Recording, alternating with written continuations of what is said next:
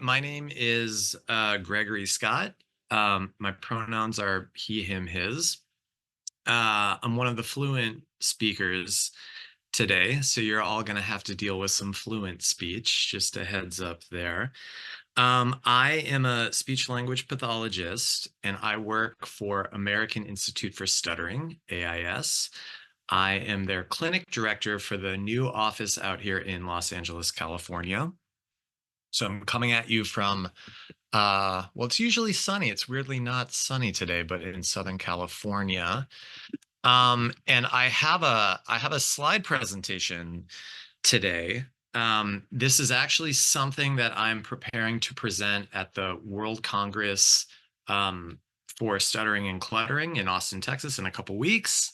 So this is something I've been working on. I'm going to be presenting this to a live audience of other SLPs and researchers and just people in the stuttering community. And I wanted to take this time to kind of test drive it a little bit. And also just really to collect some feedback and some responses.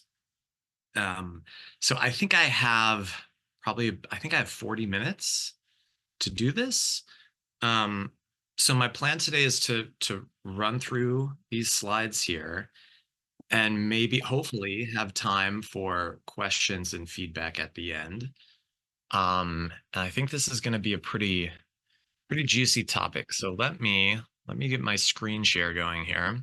Today, this presentation is about DEI, stuttering as a matter of diversity, equity, and inclusion.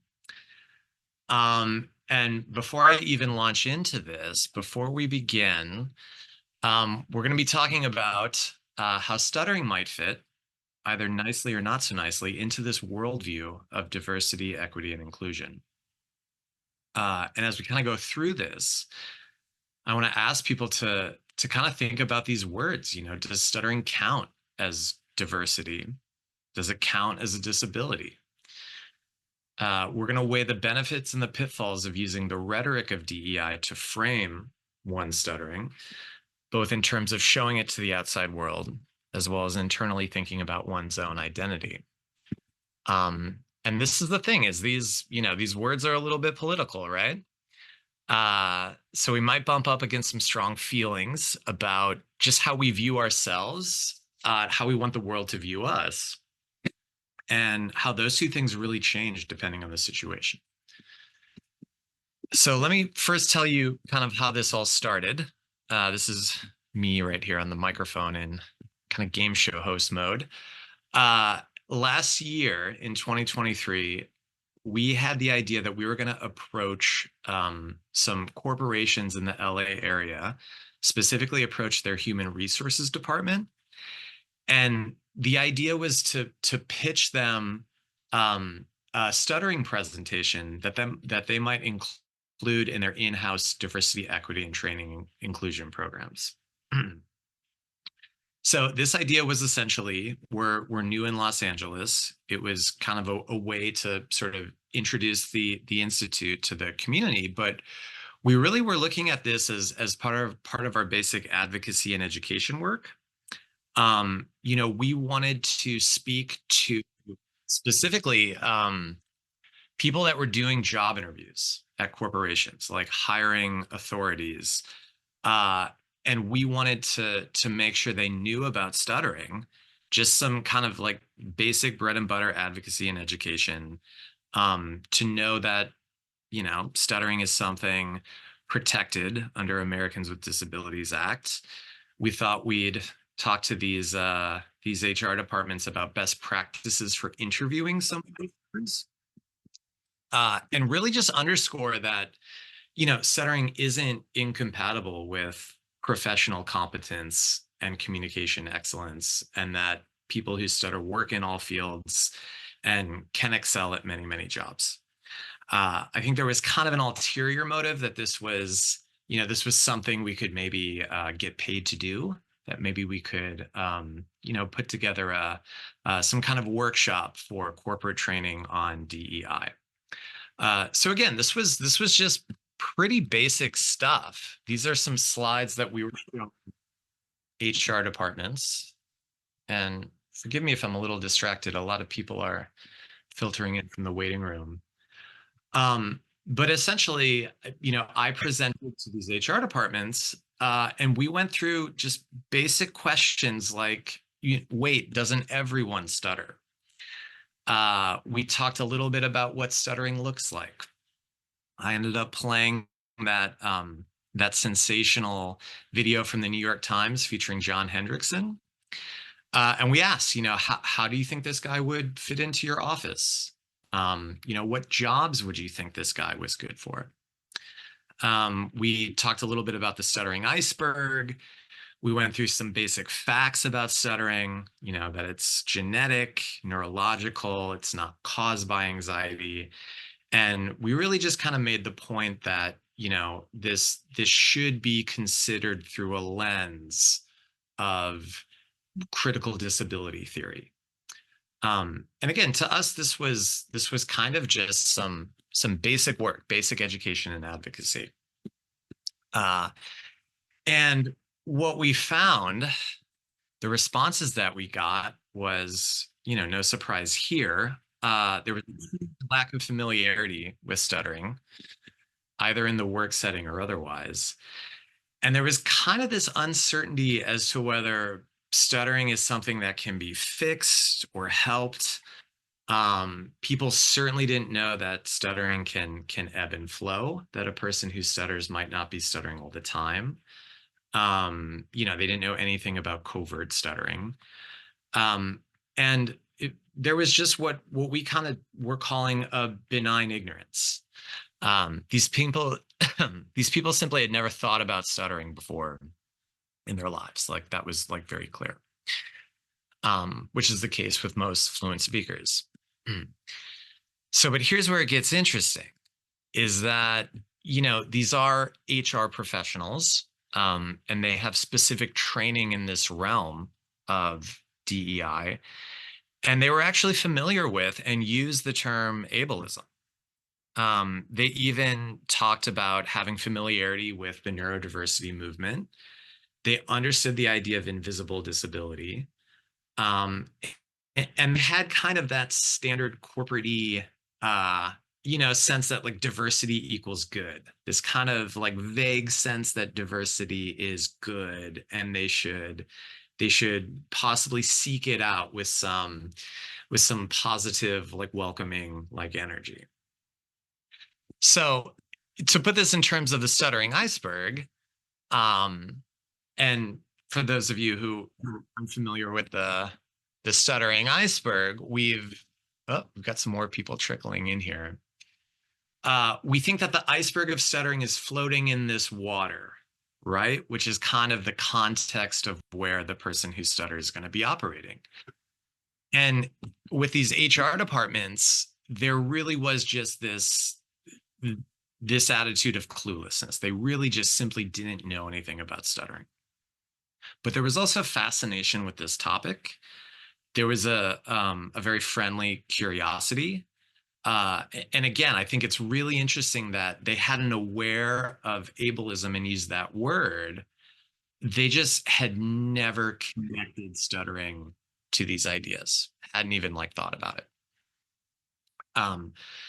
So this really struck us as something, that there was kind of an awareness of neurodiversity and visible disability, but stuttering was just not at all connected to that or part of that conversation. So what I ended up doing is I actually downloaded a textbook that is used in colleges for training people going into human resources. This is the cover of the book that I downloaded as a PDF. And we were kind of looking to see if stuttering like was even mentioned in this textbook, if this idea came up at all.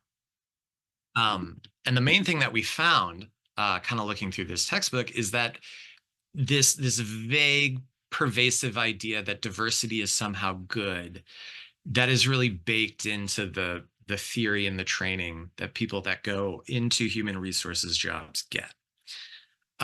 again, this particular book, it cited many, many studies connecting DEI initiatives to favorable business outcomes. There's many studies that suggest that, diversity in recruitment and hiring can lead to more profitability. And as recently as 2015 here, there's a survey of Harvard Business School alumni, and 76% of those in senior executive positions believe that a more diverse workforce improves the organization's financial performance. I have a little asterisk there because, as it turns out, there's actually a lot of problems with those studies. And there's some disagreement over whether diversity actually hits the financial bottom line. There's also some critique over whether we should even be, measuring the benefits of diversity by a financial outcome. But my point here is that in the textbooks, at least in this, I'm assuming this is representative of other textbooks, but they really drill in that this is something that is desirable. Again, diversity is good. Another thing with these studies we should point out, though, is that most of the language most of the studies and the language in this textbook kind of limits its understanding of to race and gender. So there wasn't much reference to disability in these studies, but they do talk about disability in these textbooks. And they really emphasize that, it's the law that you can't discriminate against disability in hiring. Stuttering is something that can qualify for Americans with Disability Act. And I think the big thing to point out in terms of how these HR people are getting trained is that it's really emphasized that they're not allowed to ask a person about their disability in a job interview. That's a big no-no. So we know that HR people are really getting trained and getting sort of, almost indoctrinated to this idea that diversity is something to be sought after. Another problem, though, is that there's no real clear definition of what diversity even means, or what DEI even encompasses. And this textbook cited a 2007 report where most HR managers said that diversity in the workplace is not well defined or understood at work, that there's too much focus on compliance with the law and not getting in trouble, and that there's too much emphasis only on gender and ethnicity when it comes to DEI. So of course we do a Control F search for throughout this whole textbook, and the word stuttering is not mentioned once in this HR textbook. So again, we've got this situation where the people doing job interviews have this training and education that encourages them to approach disability and diversity and differences with an open mind, yet there's nothing that connects stuttering to that framework of thinking. So we're kind of thinking about these metaphors of an umbrella, which you've got on the left side, and a power strip on the right side. And in general, there's a growing umbrella for the words disability and diversity, both in terms of what these words acknowledge, accept, and protect. And this comes largely out of disability rights movements, the neurodiversity movement. And we do have this umbrella of identified and accepted conditions that are kind of protected and quote unquote count for DEI. But stuttering is kind of hovering on the margins of that. And there's a tremendous amount of misunderstanding about stuttering, obviously, about what causes it, and what it says about the person who stutters. And we really view stuttering as being this aspect of difference and diversity that's really been left behind during this time of progress for other disabilities. I like this idea of the power strip, and this is really what we were talking about as a staff, kind of a surge protector idea, that there is starting to be this like pre-programmed conceptual framework, both in the work setting and in society, in terms of equity and inclusion. And I think as SLPs, as speech therapists, we need to figure out how can we help our clients plug in to this framework that's already out there. So that's a little bit of the background. This all came out of just, like I said, talking to HR departments about stuttering. The other part of this is we started talking to our own clients about this. And we were thinking that, probably the best way to connect our clients into this surge protector, the way to plug them in. And we certainly have many clients coming to us who are about to go on the job market and do these job interviews. We talk about self-disclosure, right? That's a really common thing that comes up with job interviews. So we have to think about how we typically teach self-disclosure as speech therapists. And this is a little screen capture from our website, actually, a blog post, 3 basic rules of self-advertising your stuttering. And, on the topic of self-disclosure, we usually say something about, call it stuttering. Don't apologize for this aspect of your speech. Don't say it in an apologetic way. And often to kind of do this at the beginning of the job interview. And we kind of leave it at that. And again, we were thinking, what happens if the person who's doing the job interview doesn't really know anything about stuttering? And certainly doesn't know maybe that it's a, neurological condition, or doesn't know kind of what the etiquette is. Maybe simply acknowledging it and labeling it, well, that's of course a good start. Maybe that's not doing enough. And what we heard from some clients, and these are actual quotes that are actually pretty recent, just from sessions in the last couple of weeks. I like this one here, this, just saying I stutter, it doesn't really do the work that I want it to do. This woman was talking about it. It doesn't trigger the kind of thinking that I want it to trigger, just saying the word stutter. This one, because I don't stutter on every sentence, I think my coworkers forget that I stutter sometimes.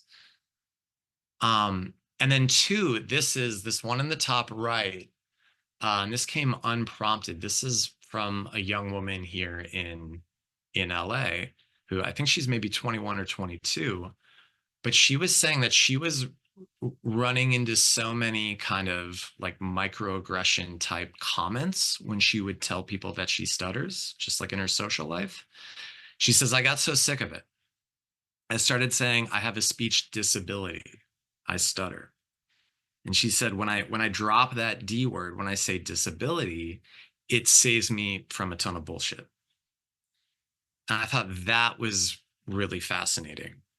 And with her, she really speaks about it almost in kind of a generational term, how she feels that people her age especially, at least supposedly, are kind of more sensitive to differences in, gender or, sexual expression, neurodiversity, and that people sort of know, quote unquote, what a disability is in a way that they don't necessarily know what stuttering is. So this is all the background of this kind of project that we're working on. And the questions here are really, can we align the narrative of stuttering with an employer's understanding of diversity, equity, and inclusion in recruitment?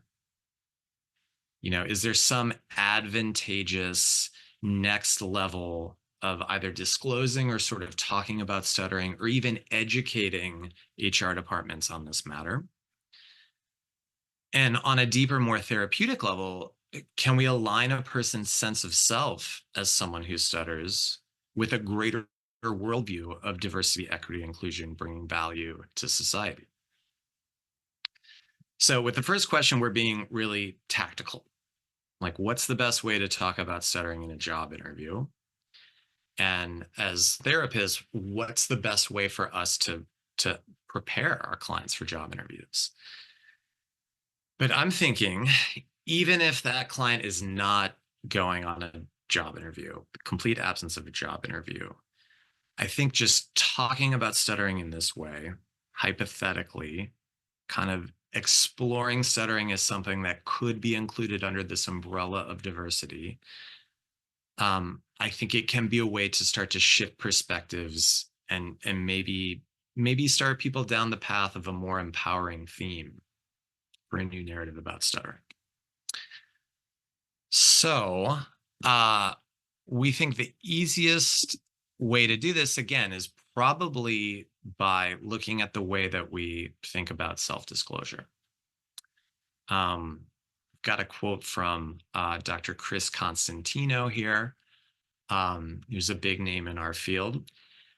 And he says, he always tells clients, it's easier to stutter when there's a reason to do it. We have to figure out what our reasons are. I think that it's probably also easier to self-disclose when you have a clear reason to do it and a goal in mind. And what we've kind of been doing, and we don't have these all on the slides here, there's too much information, but I personally am doing this deep dive through the literature on self-disclosure, kind of like a full literature review of, in 2024, what do we know about using self-disclosure, like especially in job interviews? And again, it's easier to do it when you have a reason. So what are the reasons? Why are we wanting people to self-disclose? And there's a ton out there with self-disclosure. And to kind of summarize, we have some evidence to suggest that it's advantageous, both in terms of the way the listener is reacting to you, the listener's perception, especially in a job interview. There's at least one really foundational study that actually used mock job interviews to test out self-disclosures. And we do have some evidence that it can create a more favorable impression around speech and stuttering and a person's qualifications for a job. There's some investigation into when the disclosure should happen. Is there a difference between doing this at the very start of the interview, at the end of the interview? We even have some research on kind of the style of doing it, an assertive style versus an apologetic style. So there has been some investigation into this, but the bottom line here is that there's a ton of nuance here. And we don't have anything to point to that a self-disclosure is, going to be this slam dunk silver bullet thing that is going to solve all the problems of stuttering in a job interview. We also know that self-disclosure is an incredibly personal decision, and it works differently for everybody. So again, the kind of summary here is that looking at all of these studies, although some correlate consequences and key elements of disclosure have been documented, our field still really is lacking a nuanced understanding of the process of disclosure, especially from the perspective of people who stutter themselves.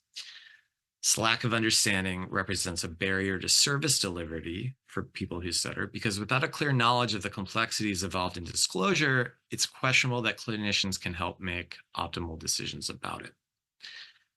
So we really do need to gather more direct evidence and insight and perspectives from the most knowledgeable experts, which are our clients, who are living and dealing with this in their work lives every day, going on job interviews. So in terms of maybe connecting stuttering to this idea of DEI, I think we've got some guardrails. As always, we have to really be sensitive about toxic positivity. Again, back to that HR textbook, there's kind of this generic and not totally, like, it's almost like a little kind of thoughtless, but this generic idea of, oh, like diversity is always a value add. Diversity is always good. We need to be seeking diversity. I think we need to be cautious not to suggest that, you're so lucky you have this stutter. You get to check the box on your application. Like this, this can be wielded as some sort of like trump card. I think we need to be aware of that. Really personal feelings about their own stuttering, whether it counts as diversity, whether it's given them some kind of unique perspective as a person that might make them a unique hire or might bring a different perspective to their job. But also stigma around the idea of disability, I mean, that's a very, very political word. So that comes with a lot of baggage. And, I think there is some discussion that might happen here about, the medical model of disability versus the social model of disability. But this guardrails here, this is just about, maintaining some really sensitivity around this topic. So what I want to do now is we're going to look at what our clients say. These are kind of like real, kind of like anecdotal evidence of ways that people have disclosed, kind of ways that people are, quote unquote, out at their jobs as someone who stutters. And again, thinking about this in terms of diversity, equity, and inclusion. So this is our first statement, and I think this is really interesting.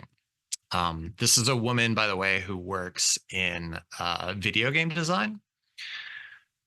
She says, it's true that baseline disclosure of I'm a person who stutters with no follow-up or an introduction to a broader conversation may not be fully understood.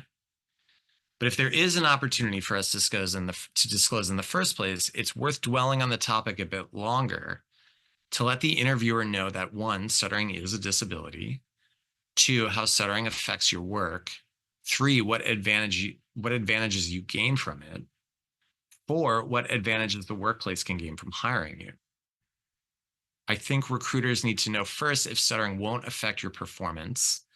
And once they know this, you can move the scale even more in your favor by ensuring them that it will even be value added. So I think this makes sense, that sometimes just saying stutter maybe doesn't trigger the type of thinking that you want it to trigger. But also, not everyone is going to have the opportunity or the time or the socially appropriate moment to fully educate this person interviewing you on what stuttering is and what this means for DEI. Let's see, we've got a couple more of these.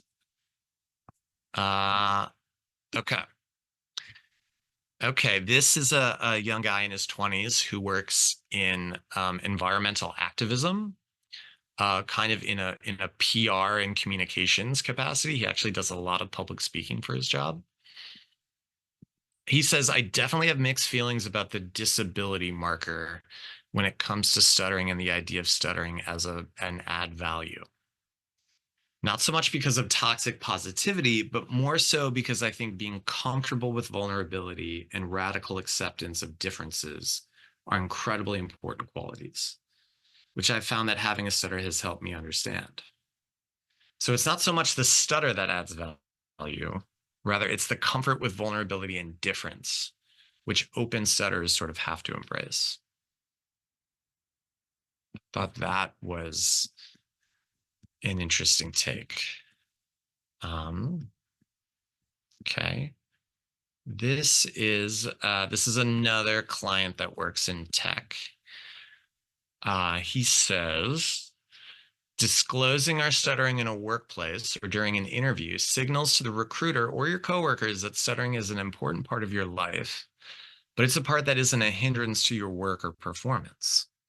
It shows that you're aware and can use something that can be considered by others as a shortcoming to your advantage. The language you use when disclosing can reinforce this message.